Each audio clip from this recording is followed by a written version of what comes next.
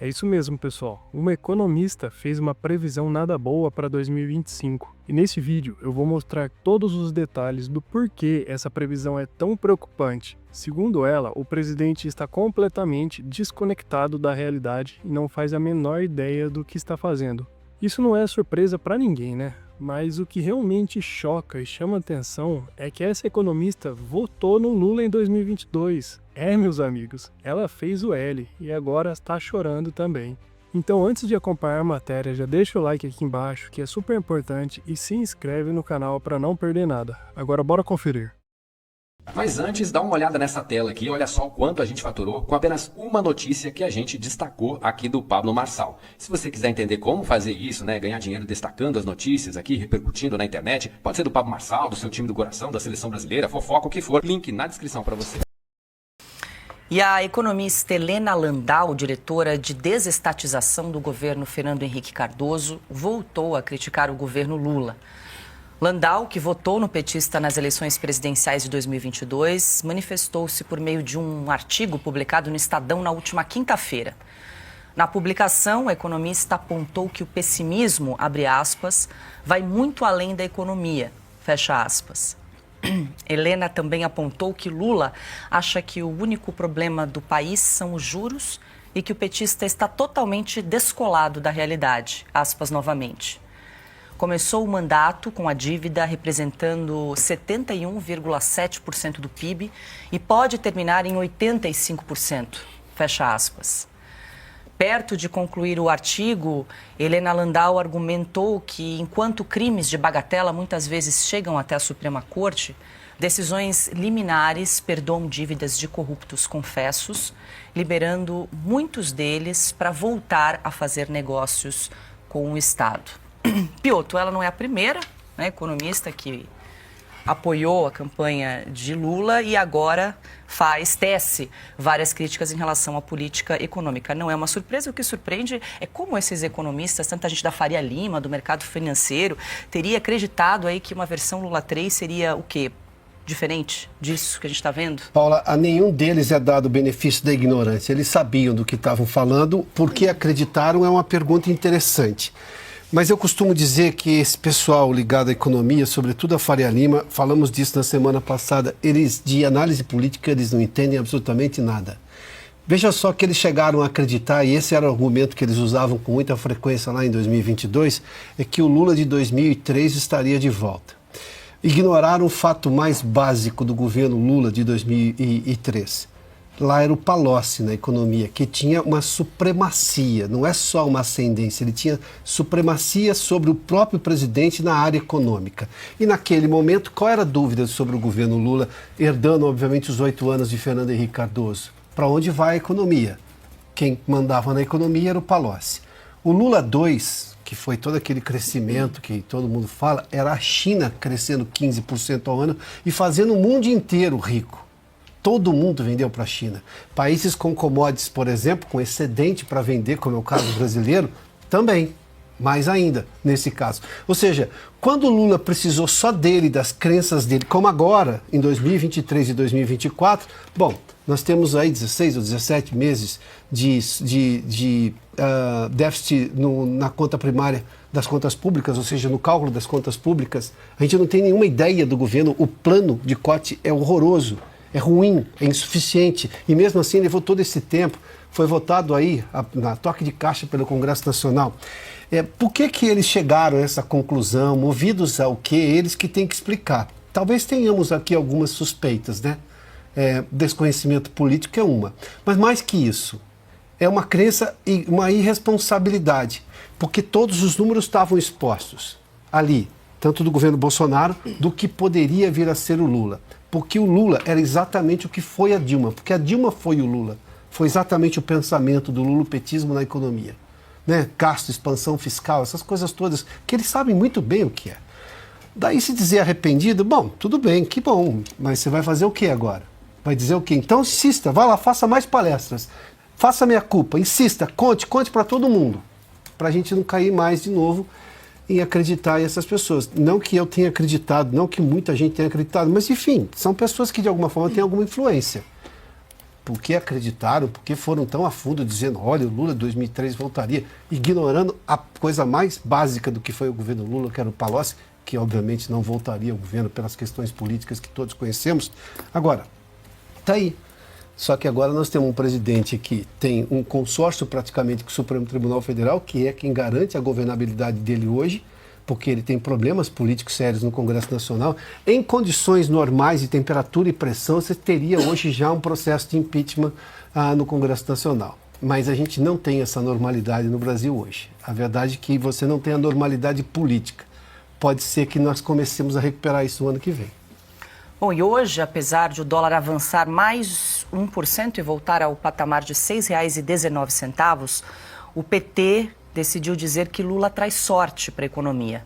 Nas redes sociais, o partido publicou uma foto do petista e afirmou, abre aspas, Lula dá sorte. Sempre que ele vira presidente, a economia melhora. E na legenda completou, o que alguns chamam de sorte, outros chamam de trabalho, fecha aspas. Carlo Cauchy está aqui respirando para comentar aqui essa publicação do Partido dos Trabalhadores, já que estávamos falando em descolamento da realidade. Economia melhora, e aí é o Lula da sorte, o Lula 3, Carlo Cauchy? Eu não sei se no departamento de comunicação do PT já liberalizaram drogas pesadas ou os neurônios pararam de funcionar sozinhos, porque não é possível que uma pessoa em plena condição de sanidade mental escreva um negócio desse. Especialmente porque, além de uma publicação que, francamente, feia pra caramba, botar o Lula de duende no meio do negócio verde, assim. Mas, além disso, o problema do PT é que eles não sabem nem escrever a língua portuguesa.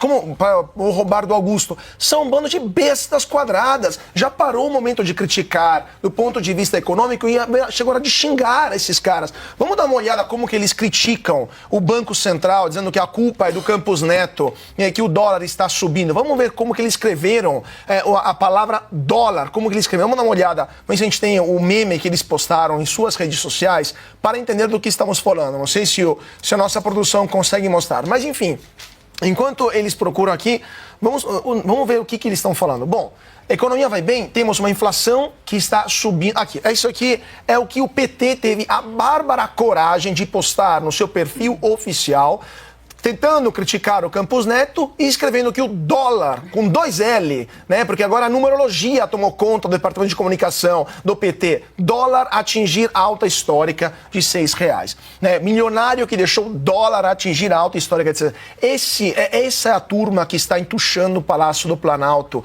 Depois a gente se pergunta por que não tem que demitir o ministro da Comunicação. Se essa é a comunicação que eles estão fazendo, assim, imagina a gestão das coisas sérias do governo, de verdade. Por isso que as pontes caem no Brasil. Os caras não sabem nem escrever dólar, depois vai querer fazer ponte. Esse é o drama que estamos vivendo. Vamos lá, só para a gente criticar, vamos por partes. Primeiro, esses economistas que criticaram, que votaram no Lula, eles, como o Piotr falou, não têm o benefício da dúvida, eles não têm o benefício de dizer, não, a gente não sabia. Eles sabiam do que ia acontecer. Eles votaram e fizeram campanha, pediram voto para um partido que se apresentou nas urnas, sem um programa eleitoral, porque não havia programa eleitoral, sem saber quem que era o ministro da Fazenda, e colocaram Haddad só em dezembro. A primeira coisa que fizeram foi uma PEC da gastança que detonou as contas públicas. No primeiro trimestre do ano, as estatais, do ano de 23, as estatais começaram a dar regularmente prejuízo. A primeira coisa que eles fizeram foi tentar acabar com o marco do saneamento. Depois eles aumentaram o imposto por decreto. Colocaram imposto sobre a exportação de gasolina por decreto. O conceito de no taxation without representation, que motivou a Revolução Americana, ou seja, que imposto só é votado pelo Congresso, foi atropelado pelo PT. Ficou 3 meses, depois não passou. Mas posso citar inúmeras outras coisas. Tentaram expansão do Bolsa Família ilimitada. Aumentaram também de forma exponencial os gastos com o benefício de prestação continuada, detonando as contas públicas. Entregaram 55 bilhões de reais ano passado em emendas para tentar aprovar qualquer coisa no Congresso Nacional, voltar a roubar como se não houvesse amanhã. E vocês estão surpresos? Somente 2 anos depois, vocês dizem, não, erramos, o PT está acabando com a economia brasileira, mas onde vocês estavam nos últimos 24 meses? Né? O que vocês estavam fazendo? Quer dizer, alguém acordou, na verdade, nos últimos 24 meses. Por exemplo, outros economistas, só para terminar, vamos ver o que Armínio Fraga falou, que foi outro economista que disse que votou no Lula. O que ele chegou a falar? Produção, vamos dar uma olhada numa matéria que publicamos alguns meses atrás sobre o fato de que ele disse que ele votou no Lula, mas agora está com medo. Né?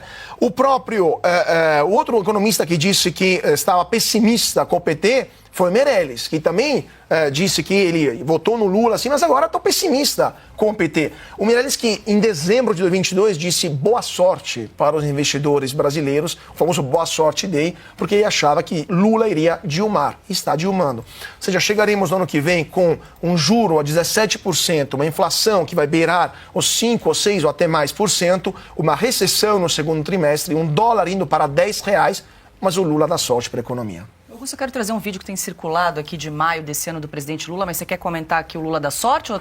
O Lula dá sorte? Não, do L, eu quero comentar o L duplo, né? Eles dobraram o dólar. É uma homenagem a eles próprios. Isso aí já é coisa da nova comunicação do governo ou não? Da nova turma lá? Acho que do partido, coisa da Glaze, esse amiguinho da Glaze. Seguinte. Fim de mandato. Tá aí, ó, na tela, para quem nos acompanha. Eu ressalvo que eu até prefiro que as pessoas mudem de ideia do que continuam, do que eu acho melhor assim do que continuar acreditando, né? Mas o Meirelles, sobretudo, ele sabe como é o Lula, porque também ele, eu subscrevo inteiramente o que disse o Piotto, né, sobre o que fez o Palocci. Palocci segurou a política, manteve a política do governo Fernando Henrique. E o Meirelles, ele tanto defendeu ali os juros altos necessários, que isso me foi confirmado pelo Luiz Gonzaga Beluso. O Beluso foi convidado, foi um péssimo presidente do Palmeiras, inclusive. Ele destruiu quase o time. E o Beluso foi convidado para substituir o Henrique Meirelles. Nesse período aí de uns 15 dias que o Lula estava preparando a substituição, a crise se agravou, a economia deu um chacoalhão e o Lula desistiu. Mas ele pensou em trocar o Meirelles pelo Beluso.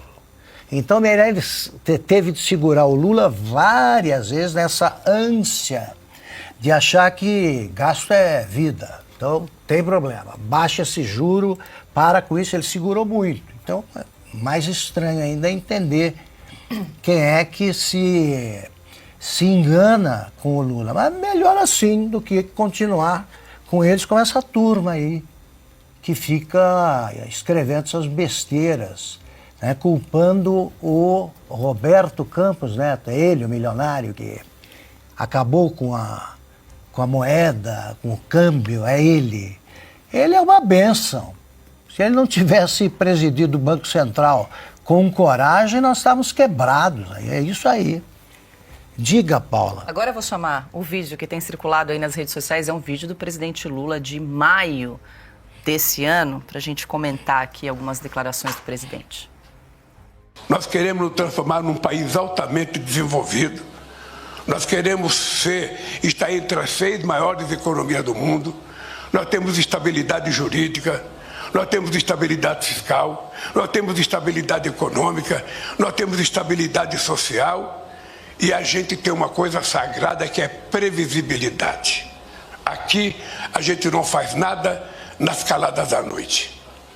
Aqui todo mundo sabe o que a gente vai fazer porque é o nosso compromisso. Vocês lembram quanto estava o dólar lá em maio? Não, 4,80. Quem mandou isso aí disse que é o recorde mundial de mentiras por minuto. Em quanto tempo? Eu não me lembro. 30 segundos tem Em esse. poucos segundos ele conta esse número de mentiras. Então veio isso aí com esse registro. O Lula é campeão. Mano. Mas nem o japonês lá acreditava. Se a gente pegar a cara do japonês que estava em claro. visita, olhou para falar, não é possível que tá falando um negócio desse. Isso porque ele leu só um resumo da situação brasileira no avião antes de chegar aqui. Aí ele falou assim, ué, quem errou? Tô no Brasil, tô na Suíça, né? O avião foi um pouquinho... Agora, eu me pergunto às vezes se o Lula entende o que ele falou. ou se ele só repete porque alguém falou, repete que isso aqui é bom, presidente, e ele sai falando. Porque ele consegue ser exatamente o oposto de toda a realidade. Tudo. O Augusto falou do recorde de mentiras, né? Em tão pouco tempo assim, porque é exatamente o oposto em tudo.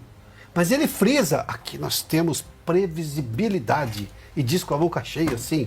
Não sei se é o som da voz que o encanta, né? Nós temos esse caso já no Brasil, né? De alguém que se encanta, mas... Posso dar só três exemplos rapidíssimos para desmentir o Lula na prática, que é um mentiroso quanto mais.